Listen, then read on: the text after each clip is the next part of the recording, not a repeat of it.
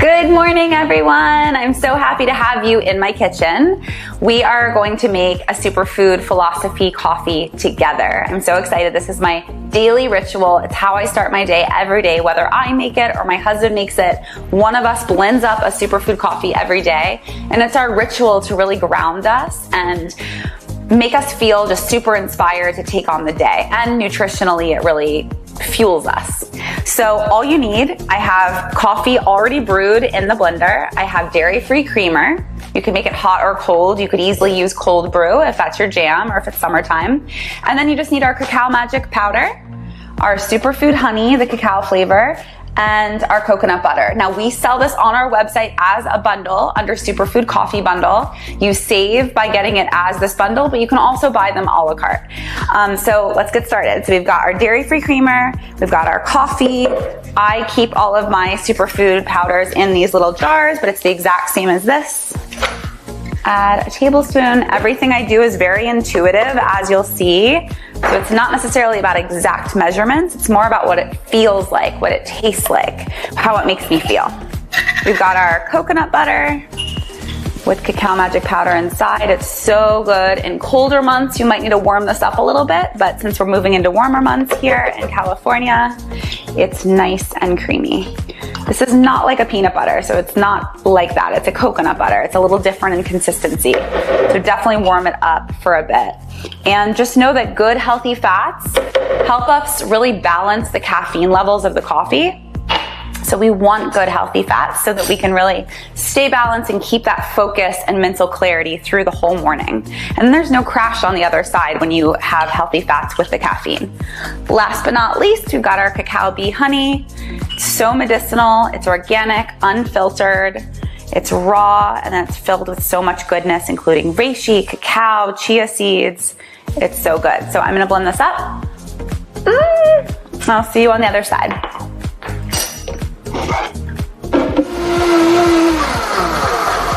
If you don't have a blender at home, you can easily buy a little frother. You can get it really anywhere, like 10 bucks. And I use that when I travel. So just bring these 3 products from Philosophy when you travel and a frother, and you're good to go no matter where you are in the world, even if you don't have a blender. You could also make this into a really yummy iced coffee in the blender. So just know that's an option. I would just blend your coffee first and then add the ice after. All right, our superfood coffee is all set. Wow. And again, this is what I do every single day. It helps my energy levels stay steady. So instead of a really big up and then a really big crash with normal coffee and just adding a bit of maybe creamer, this is a really steady, really great source of sugar, great source of fats, and all the superfoods, sugar-free, dairy-free, raw, gluten-free, just the cleanest ingredients on earth mixed with your delicious, organic, hopefully, coffee. All right, let's go meet over on the yoga mat. Cheers.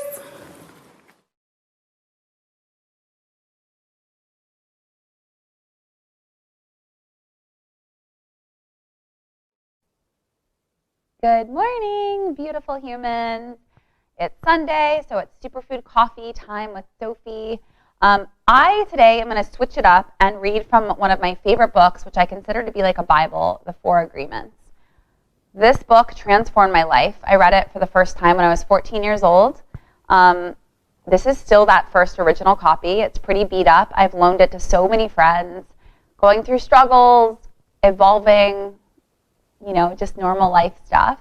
And one thing that keeps coming up for me this week with clients that I've been working with, I'm working with all kinds of beautiful women from all over, going through different types of transformational experiences, struggles, pain.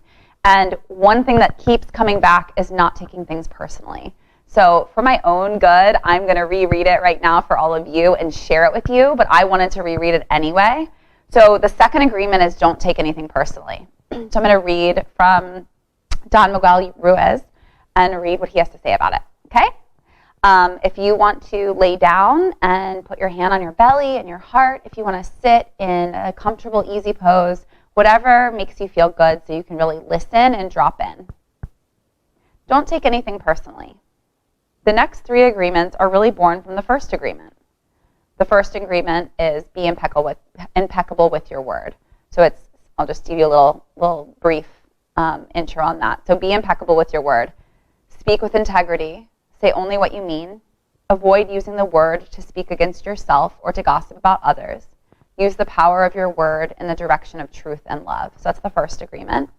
The second one is, don't take anything personally.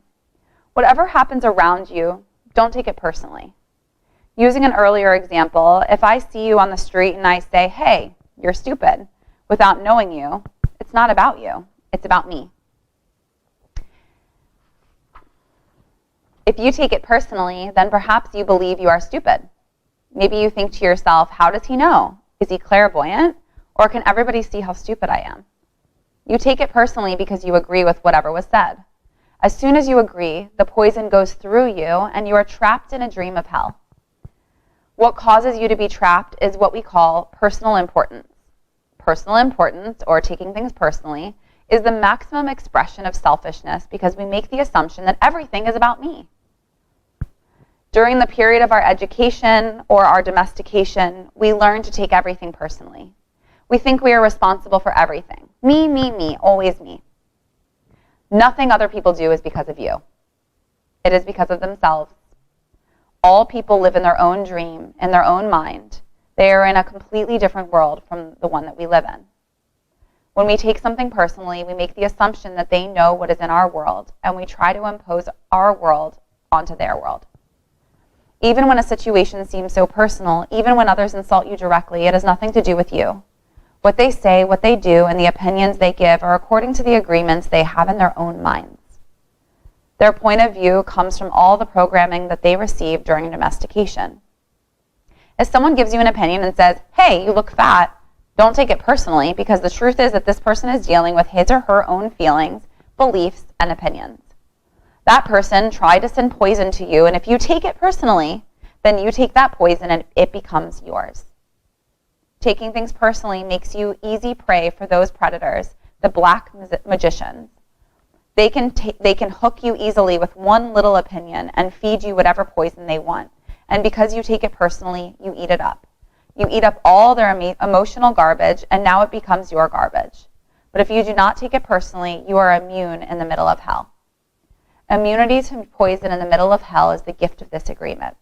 When you take things personally, then you feel offended, and your reaction is defined by your beliefs and create conflicts. You make something big out of something so little because you have the need to be right and make everybody else wrong.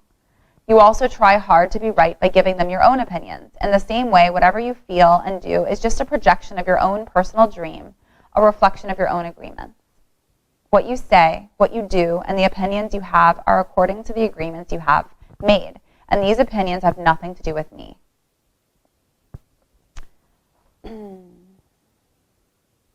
Whatever people do, feel, think, or say, don't take it personally. If they tell you how wonderful you are, they are not saying that because of you. You know you are wonderful. It is not necessary to believe other people who tell you that you are wonderful. Don't take anything personally. Even if someone got a gun and shot you in the head, it was nothing personal, even at that extreme. Even the opinions you have about yourself are not necessarily true.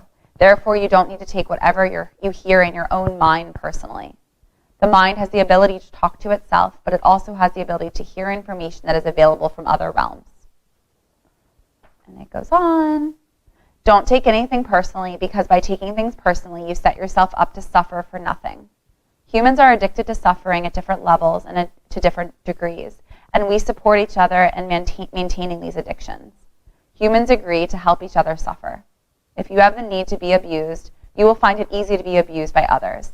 Likewise, if you are with people who need to suffer, something in you makes you abuse them. It is as if they have a note on their back that says, please kick me. They're asking for justification for their suffering. Their addiction to suffering is nothing but an agreement that is reinforced every day. As you make a habit of not taking anything personally, you won't need to place your trust in what others do or say. You will only need to trust yourself to make responsible choices. You are never responsible for the actions of others. You are only responsible for you. When you truly understand this and refuse to take things personally, you can hardly be hurt by the careless comments or actions of others. If you keep this agreement, you can travel around the world with your heart completely open and no one can hurt you. You can say, I love you without fear of being ridiculed or rejected. You can ask for what you need. You can say yes or you can say no, whatever you choose, without guilt or self-judgment. You can choose to follow your heart always. Then you can be in the middle of maybe a hell and still experience inner peace and happiness. You can stay in your state of bliss and hell will not affect you at all. That's the second agreement of 4. I love this book. It really did transform my life. It's so simple. It's a great gift for someone who might be going through something. It's something that I refer back to all the time. And I hope that it helped you. Leave a comment below and let me know what resonated, what came up for you, what reflections you're having. And now this is a really great time as you sip on your superfood coffee to journal, to just grab paper and a pen, grab your journal, and just let go of whatever came up for you. We really are in charge of our own lives and our reactions and responses that the world provides. So the relationships in your life, the people in your life are absolute mirrors for where you are and reflections of your own growth and learning. So why not practice? Practice this not taking it personally. Practice it with yourself, not believing all the thoughts we think, and just building an awareness around what the words are we speak to ourselves and not necessarily taking it at face value, right?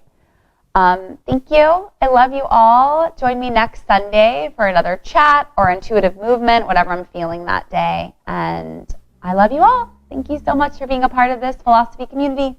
See you next week.